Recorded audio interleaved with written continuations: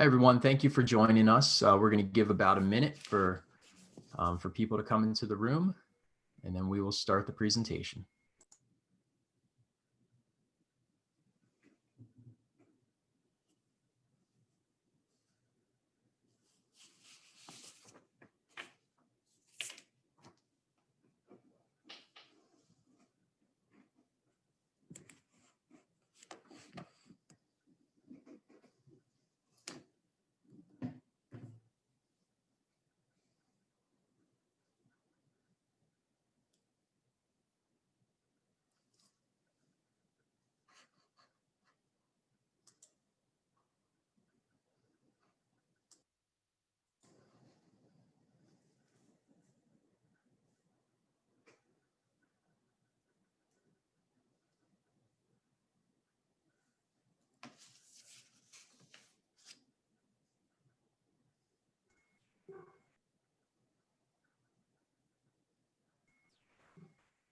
Okay, thank you everybody for joining today. Of course, the way that things go, the UPS driver just pulled up outside. So if the dog starts barking, I apologize.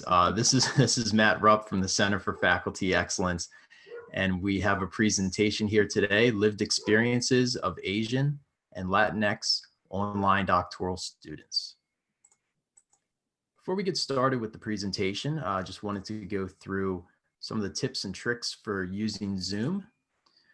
So you'll notice in the bottom left-hand corner of your screen, we do have a button for audio settings. The participation will be through the chat today, which I'll discuss in a moment. But if you do have any trouble hearing, you can click on that audio settings button and you can adjust some of the settings there. You'll notice at the bottom of the screen, there are some buttons. One button for the chat. If you click that, the chat window will open up. There are a couple of options when you're typing in the chat. One is to ask a question to just panelists. The other one is to ask a question or comment for everybody in the room to see. So we advise, unless it's something that's personal of nature, to make sure that's switched to all panelists and attendees so everybody in the room can see your comment. And what we're going to do with this one is, if you do have any comments or questions as we go through, feel free to ask, but we're going to ask that you hold some of them towards the end. We have about 10 minutes at the end for questions. However, if you do have any technical issues throughout, please feel free to post them there, and I will try to answer them. Sometimes when we're screen sharing, the window can kind of get off balance. So if at any time you need to change the proportion of the screen, you can click the view options button at the top to either exit full screen or adjust the ratio of the window. And then you'll notice in the bottom right-hand corner, there's a leave meeting button. So if at any time you have to leave the meeting, hopefully it's not before the end, you can click that button there. Okay, so as we get into our presentation, I want to introduce our presenters today.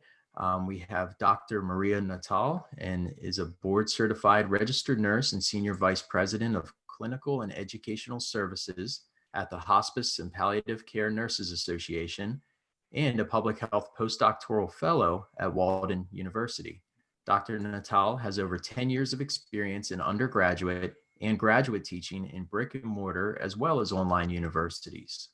Her research emphasizes system-wide, multidisciplinary approaches to enhancing access to services for racially and ethnically diverse populations.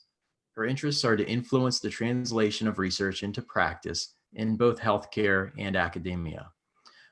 We do have two others that worked on this presentation who unfortunately could not be here today, and that is Dr. Richard Jimenez and Dr. Zin Hatway.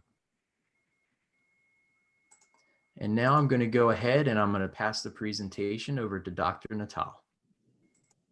Thank you, Matt. I really appreciate it. Welcome, everyone, to the lived experiences of Asian and Latinx online doctoral students. Next slide. Okay, you're good. Nope, go back to Matt. I'm sorry. This was a research study that was sponsored by the David A. Wilson Award for Excellence in Teaching and Learning. Dr. Richard Jimenez was the principal investigator and the recipient of this award. Dr. David Wilson was a former laureate education board member and was committed to long life learning. Next slide. The goal of this study, the overall aim of this qualitative research study was to learn about and understand the lived experiences of Asian and Latinx online doctoral students. Understanding their lived experiences addressed a gap in the literature and provided information for future recruitment and retention among this population. We used a phenomenological approach to collect and interpret data. The main research question for this study was, what are the lived experiences of Asian and Latinx online doctoral students? And then we proceeded with the second research question to compare their similarities and differences. Next slide. Over the past 2 decades, the number of Asian and Hispanic immigrants living in the United States for over 10 years has increased substantially. Yet some Asian and Latinx students lag behind Caucasians in doctoral degree completion rates. Enhancing enrollment time to completion rates and decreasing attrition are of national concern among promoters of higher educational opportunities for these groups. Given the dearth of the research on Asian and Latinx students in online education, it's important to gather data on this topic, both quantitative and qualitative, and on this sector of the online student population to build sound curricula and programs to support them and their efforts to degree completion. Next slide.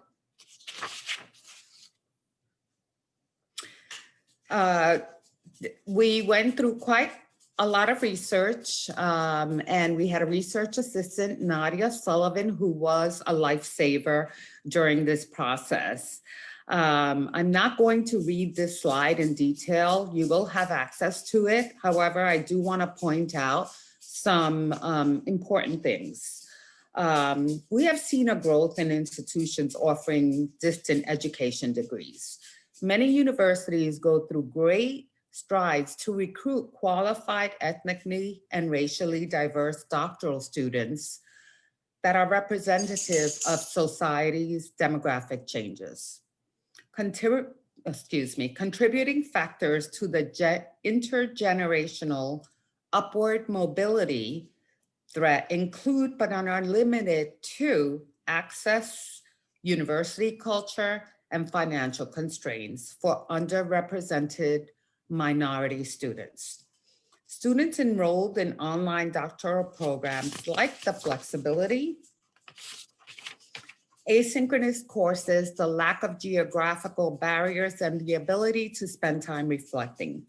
However, the literature also reflects doctoral students encounter challenges which contribute to stress as well as high rates of attrition.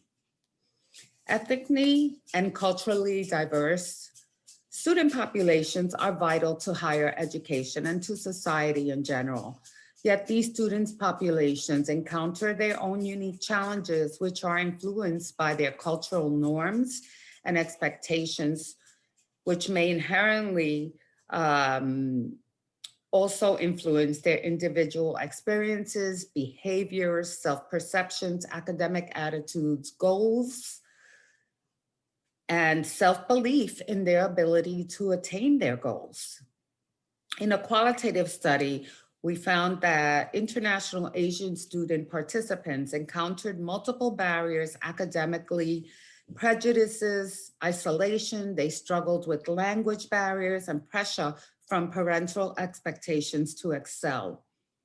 They relied on academic resources as sources of support. In another qualitative study among Latinx students, the findings indicated that Latinx students also experience cultural challenges in the academic environment, including issues with individualism, direct communication, and emotional detachment, which conflicted with their own values of collectivism, humility, cooperation, and emotional expressiveness. The existing literature indicated that some of the challenges Latinx students encounter mirror those of Asians, including isolation, alienation, and racism. Next slide. Mustaka's transcendental phenomenological approach is descriptive, rooted in psychology, and integrates epoche as well as eidetic reduction. It is considered a philosophy as well as a method because it focuses on understanding the meaning as described by the participants to a particular phenomenon. The relevance of phenomenology was that it can be used to focus on the subjective lived experiences of Asian and Latinx online doctoral students. The sampling procedures we used were approved by the IRB, and we used non-random purposive convenience sampling and snowball techniques, primarily focusing on the research participant pool from Walden. But we didn't have much success in recruitment efforts, so we had to revise the IRB application and include other non-US based institutions. Dr. Jimenez was the sole researcher in terms of screening and obtaining consent to participate in this study from 7 Asian and 10 Latinx online doctoral students who met the criteria of 1, self-identifying as being Asian, Latinx, or Hispanic, currently enrolled in a US or non-US based online university degree, willing to participate in a 90-minute interview regarding their experiences as an online doctoral student, willing to complete a short demographic survey, willing to be audio recorded during the interviews, and willing to grant permission to have those audio recordings transcribed for analysis with a guarantee that they would be de-identified. Okay, next slide. Data collection. Dr. Jimenez, as I mentioned before, was the sole person out of us 3 researchers who was primarily involved in the data collection phase. He completed all of the data collection activities, including screening the participants, obtaining their consent, and conducting the interviews, as well as de-identifying them and sending them to a professional transcription service. Any students or online doctoral students that were interested would contact Dr. Jimenez directly, who would then perform the screen, make sure they met the criteria, and then arrange for a time and date for the interview. Most of the interviews were conducted via telephone. A week before the interviews were scheduled, Dr. Jimenez sent the participants a reminder email. Once they did meet, he verbally confirmed that they were still interested in participating in the study, sent them a $10 Starbucks appreciation gift card, regardless of whether or not they wanted to continue to participate or wanted to stop participating in the middle of this interview. And once he received the signed consent form back from them, he sent them the link to a demographic survey via SurveyMonkey. All interviews were audio recorded and they averaged about 45 minutes each. Questions, a semi-structured interview protocol was used. Questions were asked in the same order, and we all participated as a team in memoing. Participant confidentiality was secured using several different strategies. One was a consent form storage was only accessible by Dr. Jimenez and was kept in a locked cabinet. The access to the SurveyMonkey data was only accessible by Dr. Jimenez. And the transcription service that we used and the interview distribution procedures consisted of de-identified transcribed interviews that were then sent to myself and to Dr. Hadway. Next slide.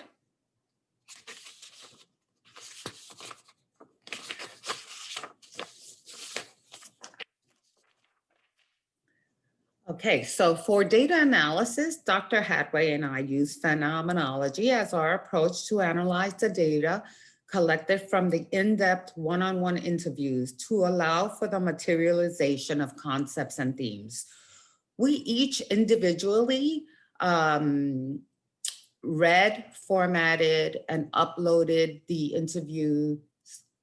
transcribed interviews into NVivo 11 Plus. We independently coded and analyzed the data, and that was done in order to make sure that there was validity and reliability in terms of our concordance. We first read the de-identified transcribed interview in their entirety. It was coded and themes were identified, again, individually. The process for data analysis ensured rigor and strengthened the internal and external validity of the study. Several meetings were held between Dr. Hadway and I until we reached consensus and ran the query for the kappa coefficient, and we reached the inter-rater reliability of a 99% agreement, and the kappa coefficient was 0.9, which is very good. Next slide. 10 main themes were identified for this research study. And one was sense of duty, family assistance, not being known by others, flexibility and convenience, coursework, time consuming, professional and personal growth, isolation, costs, and self as motivators and interactions. The themes will be discussed further in the next slide. Next slide. Students enrolled in online doctoral programs our participants expressed liking the flexibility, the asynchronous courses, the lack of geographical boundaries, and the ability to spend time reflecting. Flexibility was one of the highest things that I would say the majority of the participants discussed as why they chose an online doctoral program. Others spoke about the social change aspect that our university is so dedicated to, as well as the curriculum that was being offered, and those were some of the reasons. In terms of the interpretation, Asian and Latinx online doctoral students experience a sense of duty, but their sense of duties were a little different. With the Asian participants, many of them felt pressured to succeed by their family members. They came from families that had that were professionals, and so the expectation was that they too would go on and earn their terminal degree. Whereas the Latinx participants relied on cultural capital, they were more inclined to want to earn their terminal degree to, shall we say, deflect any, to stop individuals from making, to decrease any stigma that's associated with Hispanics in terms of being on Medicaid and other stuff that people may think of. and also to act as role models to their families, as well as to their children and to their community. Both Asian and Latinx online doctoral students relied on their family.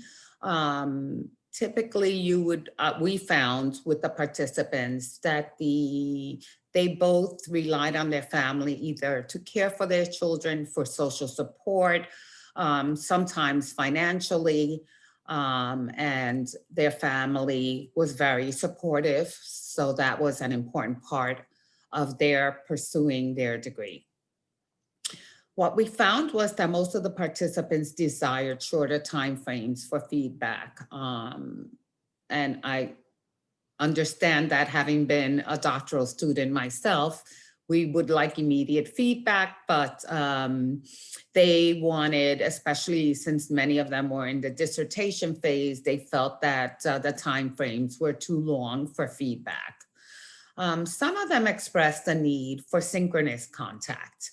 While they liked the flexibility of the asynchronous online education, they also felt that having either some type of face-to-face interactions on occasion would be beneficial to them. All of them expressed a high degree of completion confidence for various reasons. Many because of the financial commitment that they have put into getting on into the online program, and because of their family and their self-expectations. Some of the most valuable resources that they expressed were faculty, the library, and the writing center. And some of the comments we got back from both Asian and Latinx students was that they felt that their English had improved tremendously for those who had English as a second language. Others felt that their writing had improved and that they were using the skills that they were developing in the online doctoral program in their places of employment. Next slide.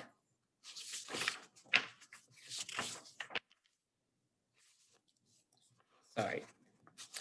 Some of the limitations to this study was that the sample size was a little small, but typically in a qualitative study, you're going to see a sample size depending on saturation. So saturation for us was reached at the 15th interview, but we finished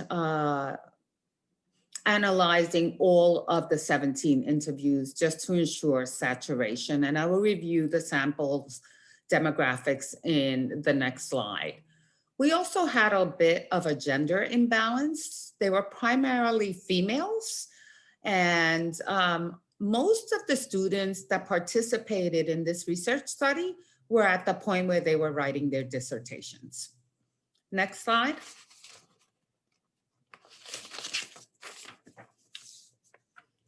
The positive social change impact of this study is that understanding the experiences of the Latinx and Asian online doctoral students may assist in the development of more effective and meaningful recruitment strategies and programs that reduce barriers and attrition and improve time to degree completion rates.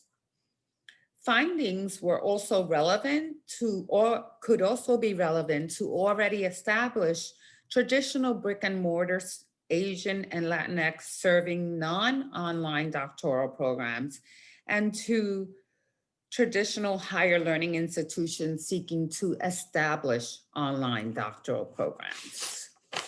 The research implications are that the use of a limited amount of synchronous teaching could improve their Asian and Latinx participants' feeling of cohesiveness, which is in sync with collectivism, which is part of their culture. Students who express feeling isolated may benefit from faculty who are available to provide either individual or group coaching or mentoring sessions. Also, shortening timeframes for feedback during the dissertation phase could impact time to completion and decrease attrition rates. Several new findings remit the need for recommendations and further research in this study. The lack of geographical barriers in an online doctoral program provide opportunities for student forums where Asians can connect and interact with like students. Also, the Asian and Latinx participants expressed the need for more face-to-face or telephonic interactions with faculty members. Students appreciate the asynchronous coursework and the flexibility it provides, but would likely benefit from some synchronous teaching and interactions. A combination of these modalities could provide useful opportunities to meet the needs of online Asian and Latinx doctoral students and enhance their sense of community. Further research is needed at earlier stages in their doctoral studies, especially with first-generation Hispanic students to assess their concerns, needs, and expectations. Additionally, research is needed on strategies that may act as motivators for Asian and Latinx online doctoral students, which may enhance time to completion rates with larger sample sizes. Next slide. So this table represents the participant demographics. As you can see, and I mentioned before, most of them were female. So 16 were female, 1 was male. The majority of them were US born. Some were born in Asia, and 1 was born in Latin America, and we had a little bit of missing data. In terms of residence, the majority of the participants resided in the United States. Very few of them had children less than 18 years of age living at home.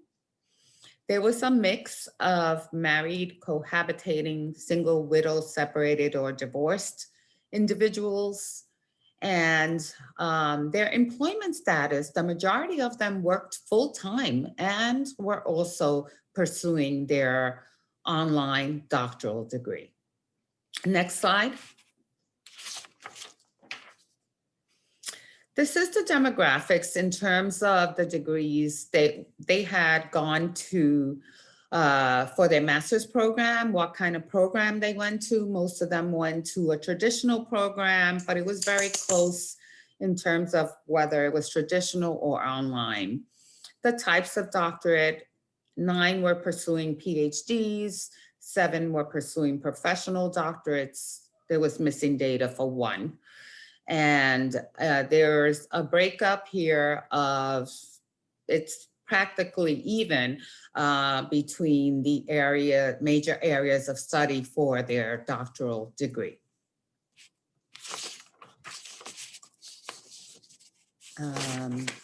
Next slide.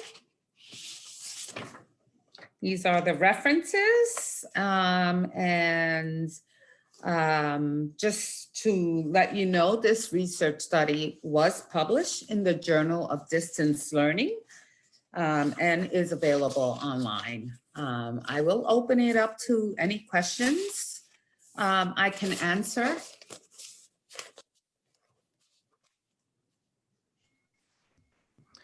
Thank you very much for presenting. We do have the chat area open there, so if you have any questions or comments, please feel free to use that chat area. And Dr. Natal will be happy to answer any questions.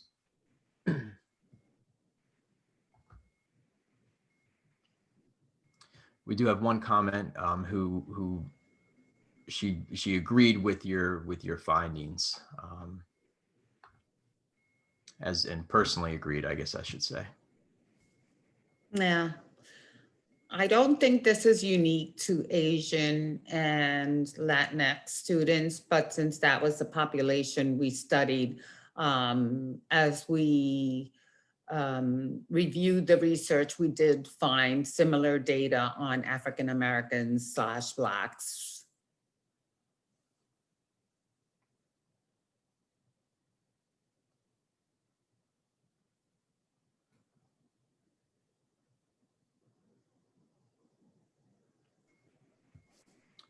So we do have a question. Besides language barriers, were there any other discriminations? No, surprisingly enough, we did ask. One of the questions that was part of the interview was whether or not they felt, excuse me, that, from a cultural point of view, whether or not they ever felt discriminated against. And they did not. And a lot of them said that it was because everyone was treated equally. No one knew what the other person looked like or, could tell by a name. So discrimination was not something that was a theme.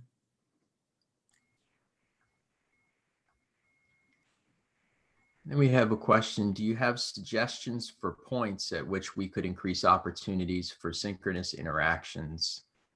It's a great idea. Also wondering about ways to provide these opportunities across the program. Yeah, well, I think there are opportunities that we as faculty can capitalize on. We do have quite a bit of resources available to us, like Kaltura and other resources that we can coordinate, meeting with our students occasionally if needed, if that's something they would be interested in. We could even do it through Blackboard and have meetings through Blackboard, which I've done in the past with my students as well. I know that many of them like the webinars that the Writing Center offers. They do view them. They enjoy having access to them and conferencing with their faculty, especially when they're in the dissertation phases.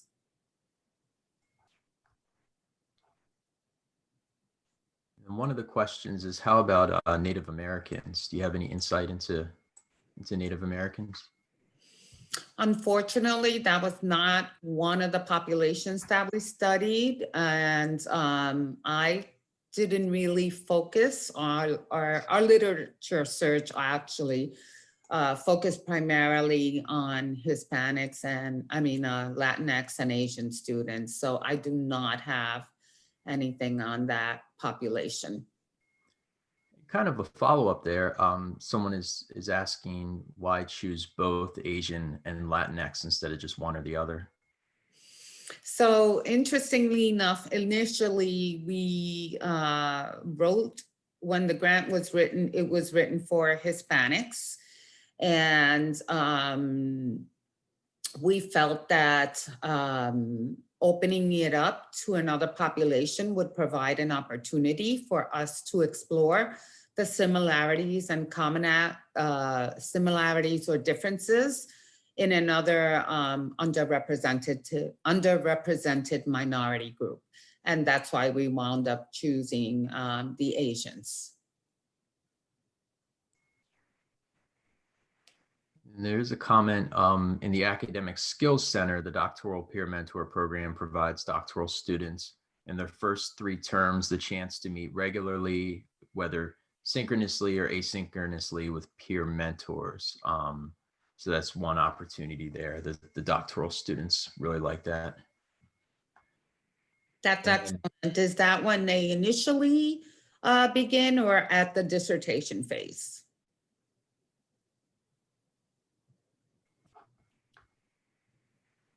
When they start their program. When they start the program, okay. Yeah.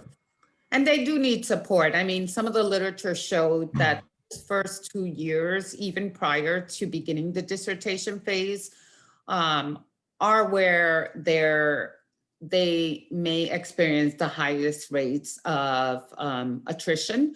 And so again, further research is needed on, what may be some motivating factors to retain those students. The other thing I want to mention is the financial aspect. Many of the students, were paying their way themselves, particularly the Latinx students who didn't have the resources And so, that was quoted as a motivating factor. Many students commented that, they have all this debt now and they are going to complete the program.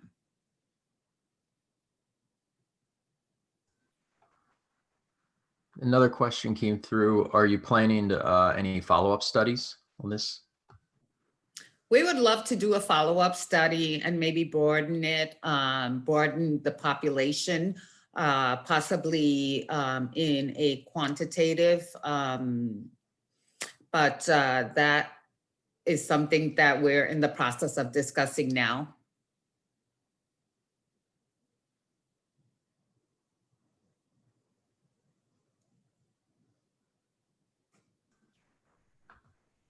We got some positive feedback. Thank you so much. Fantastic presentation. And then we also have a question. Could you expand a little bit on the rationale behind the selection and your application of Moustakis' phenomenal, well, a couple hard words in a row. Phenomenological. This one always gets me. Phenomenological approach, which is also known as therapeutic phenomenology. Yes. So we chose Moustakas because we really wanted to focus on the phenomenon of the lived experiences of the participants with regards to an online doctoral program. You'll typically see that someone will choose phenomenology and particularly Moustakas because there are various things that are a part of Moustaka's process. One of them is memoing, so trying to remain as objective as possible, objective, not subjective. When you're doing the interviews, you use memoing and, you can write down your own feelings about the interview, but again, you're remaining objective throughout the process. It also provides a lot of opportunity when you're doing data analysis in terms of breaking down the steps of data analysis from coding all the way to content and thematic analysis. So that is why we chose it, because we were focusing on the phenomenon of Asian and Latinx online doctoral student experiences.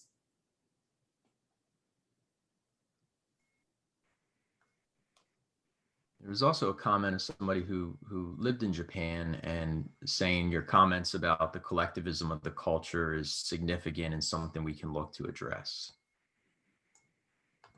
Yes, absolutely.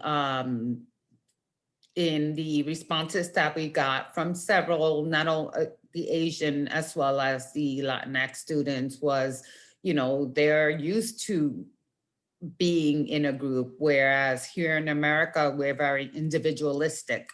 Once you have that built into you from a cultural point of view, it can be challenging to adjust.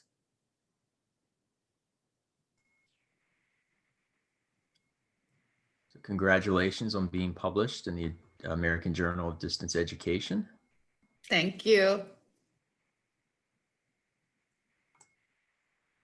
Any questions, comments?